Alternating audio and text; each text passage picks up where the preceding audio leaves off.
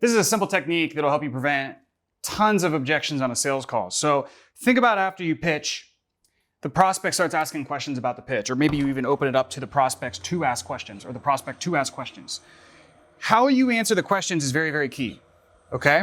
So what you don't want to do is, I'm not saying you evade their questions, but you want to avoid immediately directly answering the question. So for instance, what you want to say is, let's say the prospect asks, do you guys do group coaching? Okay? Instead of saying yes, what you want to say is, well, there's definitely aspects to our program that are very collaborative. I'll give you more details in a second, just really quick. Just so I know, is there a specific reason why you're asking? And then what you want to do, what that's going to do, when you get the reason why behind the asking the question, it's going to reveal if there's a hidden objection. They might just say, oh, I'm just asking. Or they could say, well, look, I was in a program where there was like one group call a week. That was what the support was. And there was 100 people on that call. And I really feel like I didn't get the support. So I'm really not looking for a group coaching program. But if all you do is group coaching in your product, then you know that, oh man, like if I would have answered that directly, it could have been boom, they're done.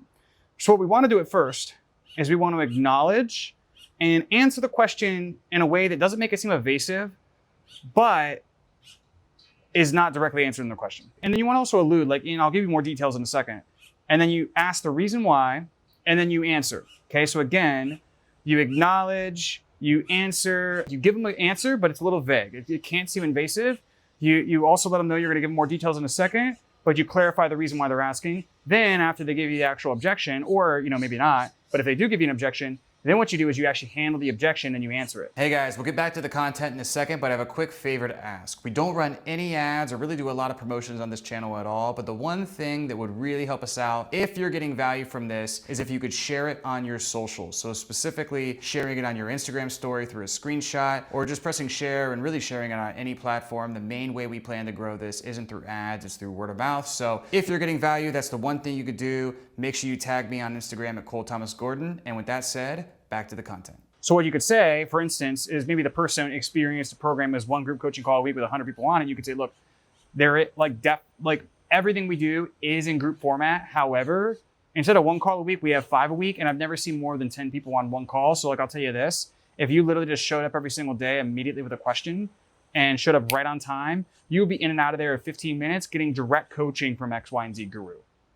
Does that make sense? They're like, yeah, cool. So do you see how that method and kind of how it's laid out here will be a lot more effective than the program you did before? Okay, perfect. What else? What other questions?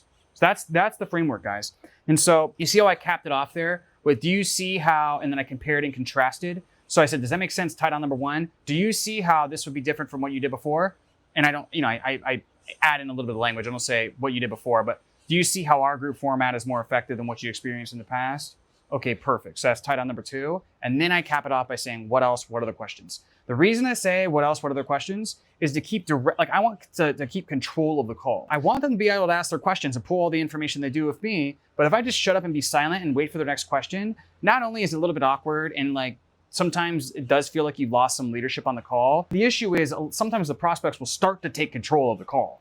And they start to you're answering, like as we know, the person who asked the questions is in control. So now they're asking the questions and you're answering and they're in control. And there's like a gradualization between, next thing you know, they're like, okay, what's the price? Okay, is this the best email to reach you at? Okay, can you send me a proposal? Okay, can I get back to you next Tuesday? And like, you're just in such a momentum of answering their questions. It's very hard to pivot back. So that's why I always cap it off by saying, what else? What other questions? What else? What other questions? What else? What other questions? And then after that, they're like, well, I don't have any questions. Then I'm going to do what's called a temp check, which we'll cover in a different video. Hopefully we can put it here if we have it. So see you guys. Hopefully that helped.